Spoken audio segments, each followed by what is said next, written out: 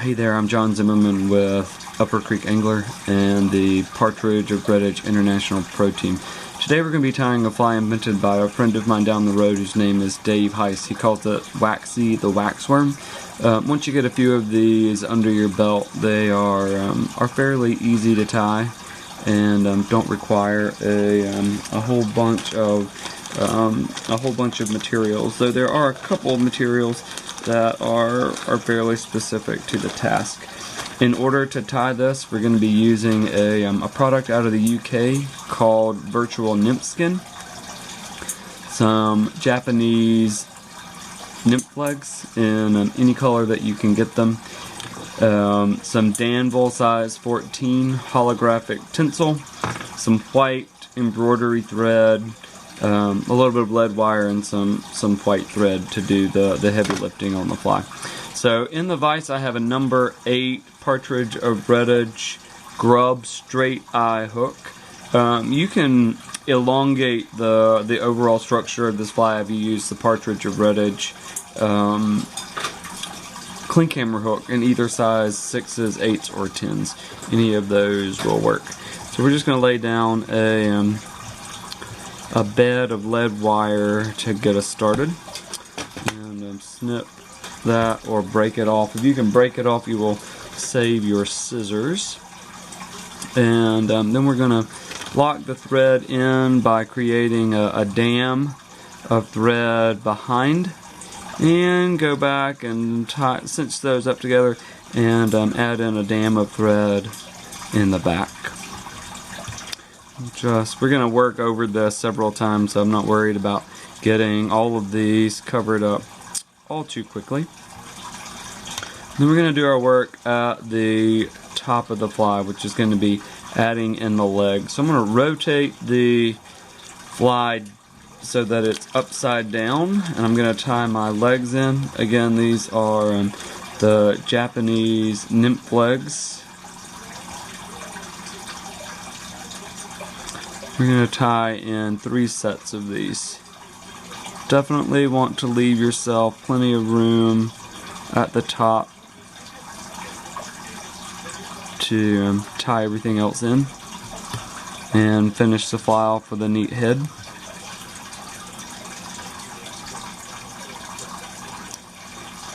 Again, we're going to tie in 3 of these.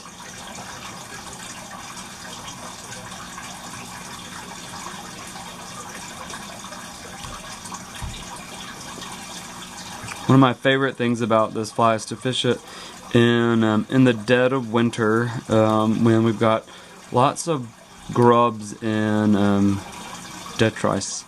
So they're down there on the bottom eating up the remnants of the decaying leaves and just growing and getting fat down there. So really great winter fly pattern.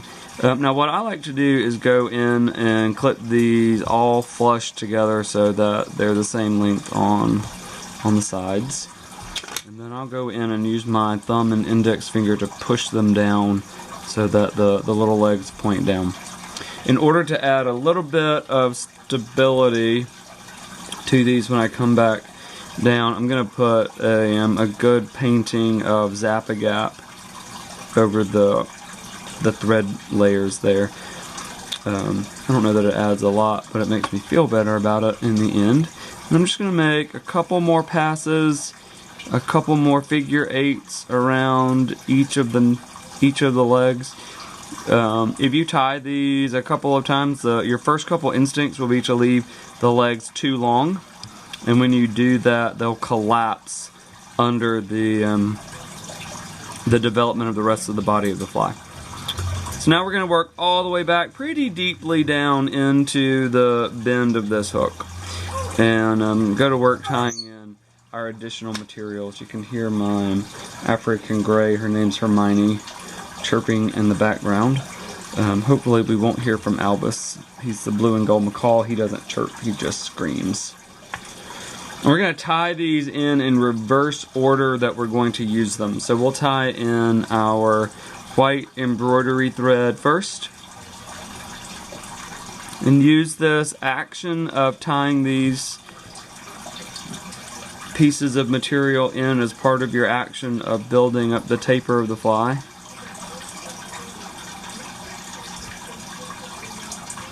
Take that back down to the bottom.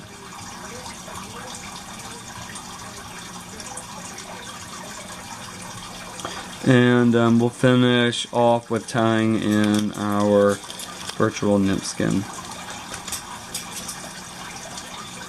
This comes in big long packs, and I try to cut it in such a way as to not be wasteful, so that when I cut a strip I can get 3 or 4 flies out of it, so that I'm not wasting material every single time I go in to cut.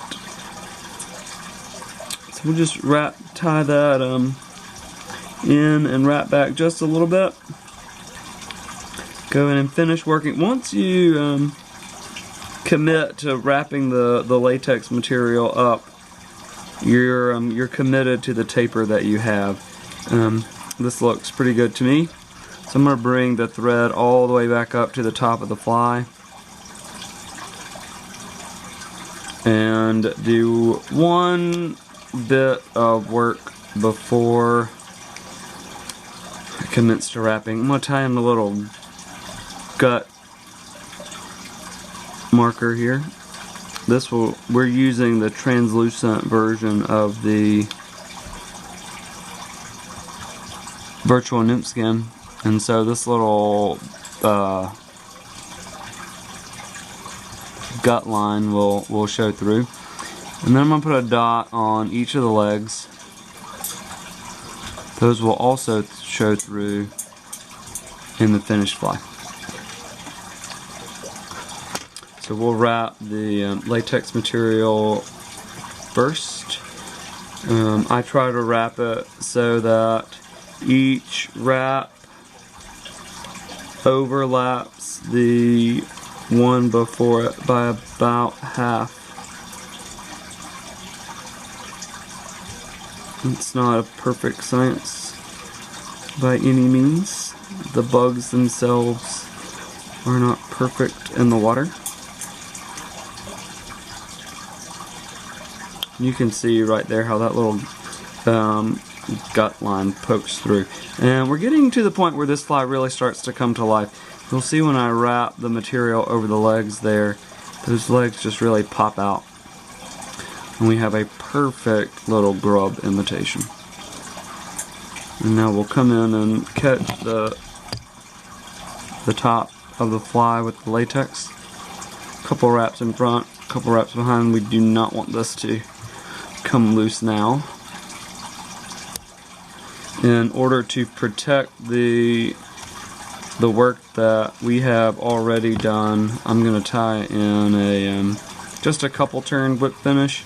I don't want the head up here to get too big. Now we'll bring this is a step that you don't necessarily need to use.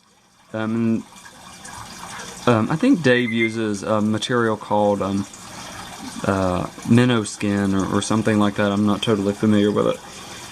But what this does is allow you to, the little bit of flash here going down the back of it does allow you to gain some visual traction for the fish with the fly in dirty, debris heavy water, which you'll often be fishing in those decaying leaves in a creek. In order to lash this guy down to the very top of the fly and finish off the segmentation, we will bring this embroidery thread forward. The first wrap is always the tough one, but after you get past that, I just simply try to follow where my wraps of latex meet each other.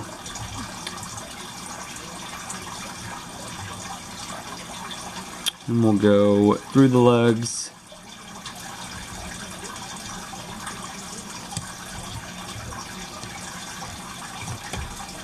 Catch it at the top.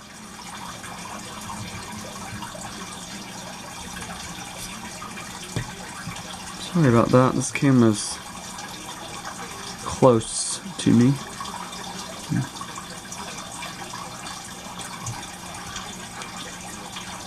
And I'm going and cut that material out, tie in a couple turn whip finish.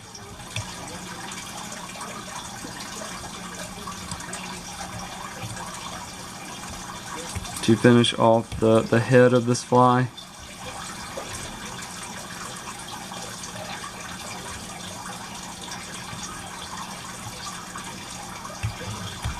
Okay. Now to finish it off, we're just going to use some permanent markers in order to finish coloring this guy up. So I'm going to take a brown Sharpie, could use a prism pen, and even use some coloring agents that were the spray paint stuff. I'm just going to go down the side here with the brown along the edge of the flash.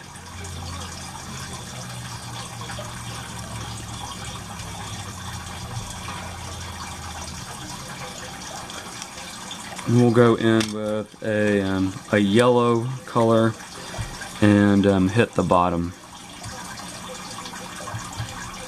and the sides. Now you can do any number of ways to finish this. Dave tends to use, actually I think Dave always uses now, the UV material to finish the back of the fly.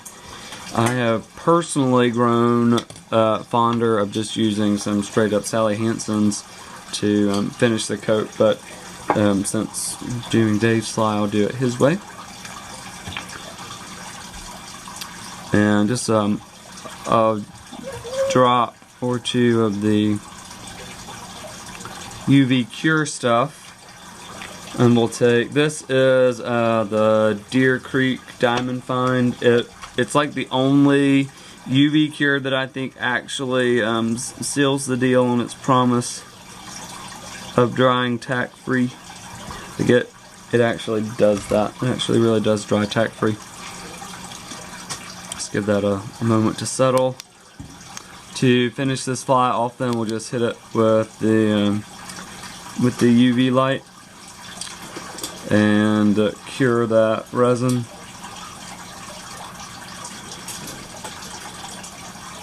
This is a great bug, especially for wintertime fishing, but anytime the fish are just being kind of picky and wanting something really natural that isn't really tough to tie.